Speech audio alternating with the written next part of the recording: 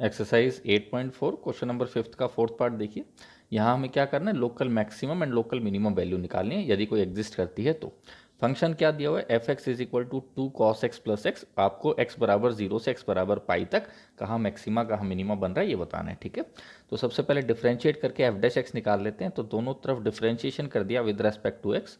F x का हो जाएगा एफ डैश एक्स, इस टर्म का करेंगे तो 2 कांस्टेंट है पर मल्टीप्लाई में बैठा है इसलिए बैठा रहेगा। और cos x का differentiation minus sine x, x का डिफरेंशिएशन 1 हो गया, ठीक है। एक्स को जब डिफरेंशिएट करोगे आप विद रिस्पेक्ट टू एक्स तो कितना आ जाएगा, 1 ही आ जाएगा। नेक्स्ट स्टेप होगा f dash x is equal to 0। तो ये एफ डैश एक्स की वैल्यू इसको 0 के बराबर रख दिया। अब इस इक्वेशन को सॉल्व करना है ना। इस इक्वेशन को जो आप सॉल्व करोगे आपके पास कितना आ जाएगा, sine x equal two plus half. अब साइन किस एंगल पर ये वैल्यू देता है आपको कहाँ बताना है, सिर्फ इस रेंज में बताना है, यानी पहले दो क्वाड्रेंट में आपको बताना है कि साइन की वैल्यू प्लस हाफ कब आती है। तो एक तो साइन, ये साइन क्या आ रहा है, पॉजिटिव आ रहा है, तो साइन पॉजिटिव एक तो फर्स्ट क्वाड्रेंट में होता है, दूसरा सेकंड क्वाड्रेंट में होता है। फर्स्ट क्वाड्रेंट का एंगल होता है थीटा और सेकंड क्वाड्रेंट का एंगल होता है पाई माइनस थीटा। यानी एक्स किसके बराबर होगा, थीटा के और पाई माइनस थीटा के। थीटा का मतलब 0 से 90 के बीच का एंगल, यानी 0 से 90 के बीच में ये वैल्यू साइन में कब आती है, तो पाई बाय 6 पर आती है। तो एक तो इस एक्स की वैल्यू होगी पाई बाय 6 और दूसरी वैल्यू क्या होगी, pi minus pi by 6, that means 5 pi by 6। तो अपने पास दो क्रिटिकल पॉइंट्स आ गए इस रेंज के अंदर। तो दोनों क्रिटिकल पॉइंट्स पर हम बात करेंगे।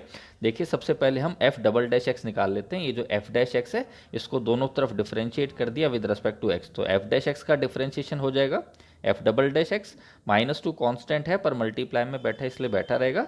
साइन एक्स का डिफरेंशिएशन कॉस एक्स, और कांस्टेंट को डिफरेंशिएट जब आप करोगे तो उसका 0 आ जाएगा, ठीक है। अब हम एक एक करके दोनों क्रिटिकल पॉइंट्स पर बात करेंगे। एफ डबल डैश एक्स का हम साइन देखेंगे at x equal to pi by 6। तो एफ डबल डैश एक्स में एक्स की जगह पाई बाय 6 रखा और फिर हमने f double dash pi by 6 का साइन देखा, कैसा आ रहा है, नेगेटिव आ रहा है। यानी पाई बाय 6 के ऊपर सेकंड डेरिवेटिव नेगेटिव आ रहा है, इसका मतलब पाई बाय 6 के ऊपर क्या बन रहा है, लोकल मैक्सिमा बन रहा है, ठीक है। अब लोकल मैक्सिमम वैल्यू कैसे निकालेंगे, जिस पॉइंट पर लोकल मैक्सिमा बन रहा है उस पॉइंट को एफ एक्स में पुट कर दीजिए एक्स की जगह। तो एफ एक्स में एक्स की जगह पाई बाय 6 जब आप पुट करोगे तो आपके पास क्या आ जाएगी, लोकल मैक्सिमम वैल्यू आ जाएगी, ठीक है। तो ये देखिए एफ एक्स में हमने एक्स की जगह पाई बाय 6 पुट कर दिया। ऐसा करने से अपने पास लोकल मैक्सिमम वैल्यू आ गई √3 प्लस में पाई बाय 6। दूसरा क्रिटिकल पॉइंट क्या था, 5 पाई बाय 6। तो हमने एफ डबल डैश एक्स में एक्स की जगह 5 पाई बाय 6 पुट कर दिया तो अपने पास आ जाएगा -2 cos 5 पाई बाय 6, है ना। अब 5 पाई बाय 6 को तोड़ लेते हैं, कैसे, इसको आप लिख सकते हो 6 पाई माइनस पाई और डिवाइडेड बाय 6 लिखा हुआ है। इसको इस 6 को इन दोनों के नीचे अलग अलग लिख दिया तो अपने पास ये आ जाएगा -2 into cos of pi minus pi by 6। Cos pi minus theta किसके बराबर होता है, माइनस कॉस थीटा। तो -2 into cos of pi minus pi by 6 किसके बराबर आ जाएगा, +2 multiplied by cos of pi by 6। Cos pi by 6 की वैल्यू पुट कर दी तो आप क्या देख रहे हो, एफ डबल डैश एक्स की वैल्यू 5 पाई बाय 6 के ऊपर पॉजिटिव आ रही है। इसका मतलब 5 पाई बाय 6 के ऊपर क्या बनेगा, लोकल मिनिमम बनेगा। अब लोकल मिनिमम वैल्यू निकालने के लिए क्या करेंगे, जिस पॉइंट पर लोकल मिनिमम बन रहा है उस पॉइंट को फंक्शन में पुट कर देंगे एक्स की जगह। तो एफ एक्स में एक्स की जगह हमने 5 पाई बाय 6 पुट कर दिया। ऐसा करने से अपने पास लोकल मिनिमम वैल्यू आ जाएगी -√3 plus 5 pi upon 6। Next part देखिए, fifth part, f x equal to sine x multiplied by 1 plus cos x और एक्स बराबर 0 से एक्स बराबर पाई बाय 2 आपको बात करनी है कि इस फंक्शन में कहाँ लोकल मैक्सिमा बनेगा, कहाँ लोकल मिनिमा बनेगा, फिर ठीक है। उसके बाद लोकल मैक्सिमम और लोकल मिनिमम वैल्यू बतानी है यदि कोई है तो सबसे पहले हम डिफरेंशिएट करके एफ डैश एक्स निकाल लेते हैं। तो दोनों तरफ डिफरेंशिएशन कर दिया with respect to x, f x का एफ डैश एक्स हो जाएगा। यहाँ देखिए फंक्शन इंटू फंक्शन लिखा हुआ है ना, तो डिफरेंशिएट करने के लिए प्रोडक्ट रूल लगा रहे हैं।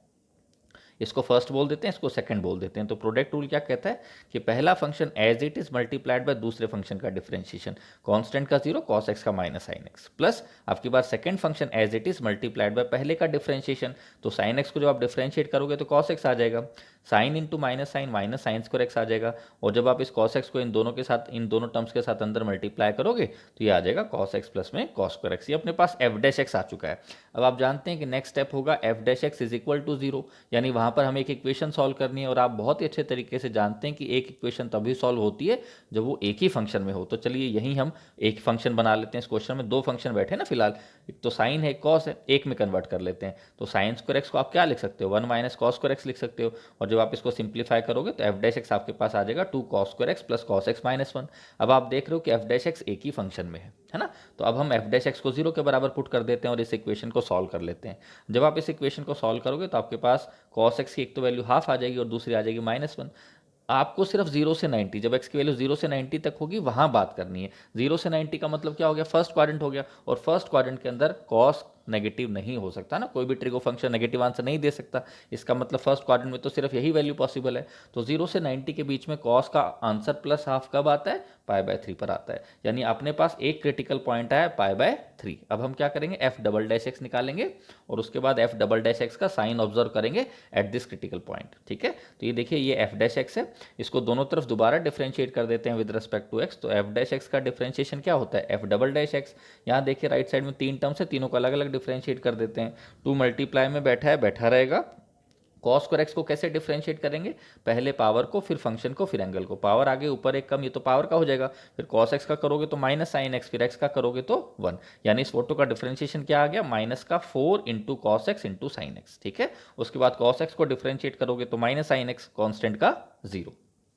तो ये देखिए f डबल डैश एक्स की वैल्यू अपने पास ये आ गई -4 cos x sin x, minus में sin x। अब अपने पास क्रिटिकल पॉइंट क्या आया था, π/3। अब हम f डबल डैश एक्स का साइन देखेंगे एट दिस क्रिटिकल पॉइंट π/3। तो f डबल डैश एक्स में x की जगह हमने π/3 पुट कर दिया, और जब उसे सॉल्व किया तो अपने पास f डबल डैश एक्स की वैल्यू π/3 के ऊपर नेगेटिव आ गई। इसका मतलब क्या हुआ कि इस पॉइंट पर क्या बनेगा, लोकल मैक्सिमा बनेगा, है ना। यानी function has a local maxima at x equal to π/3। अब लोकल मैक्सिमा है तो लोकल मैक्सिमम वैल्यू बताएंगे। लोकल मैक्सिमम वैल्यू कैसे बताएंगे, फंक्शन में एफ एक्स में जहां जहां एक्स है उस एक्स की जगह π/3 पुट कर दीजिए। फंक्शन क्या था, sign x multiplied by 1 plus cos x, उसमें एक्स की जगह π/3 पुट कर दिया। और जब आप इसे सॉल्व करेंगे तो आपके पास लोकल मैक्सिमम वैल्यू आ जाएगी 3√3 डिवाइडेड बाय 4।